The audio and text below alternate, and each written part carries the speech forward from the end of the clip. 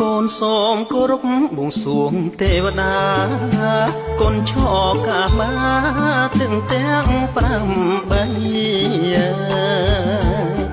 កូនសូមគោរពបួងសួងទេវតាកូនឆោកាមាទាំង8វត្តធំសាសននៅលើលោកីនឹងទងស្មារតីជួយថែរក្សាគោរពជូនពរដល់សម្ដេចម៉ែពលរដ្ឋស្រីជាតិខ្មែរសប្បុរសធម៌ថ្លាគោរពជូនពរដល់សម្ដេចម៉ែពលរដ្ឋស្រីជាតិខ្មែរសប្បុរសធម៌ថ្លាឆាប់ជាសះស្បើយពីរោគឬជាសូមបានសុខាដែលជាងរាសី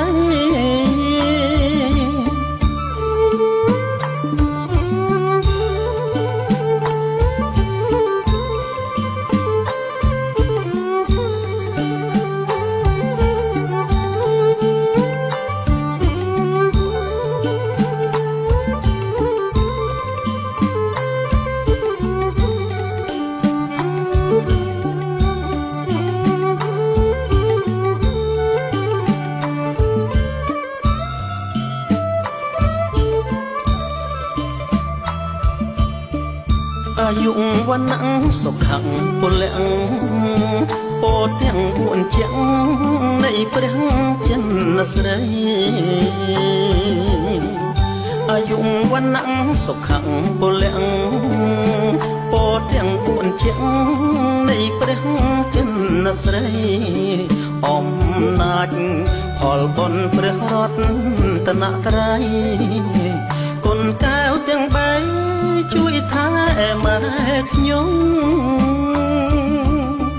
កូនចៅបួងសួងអិនព្រំកោសីសេចមុនអីសីសពអស់ទាំងភ្នំកូនចៅបួងសួងអិនព្រំកោសីសេចមុនអីសីសពអស់ទាំងភ្នំគុណគ្រូបាទជាយបារមីតូចធំយាងមកជួបជុំអភិបាលអ្នកម៉ែ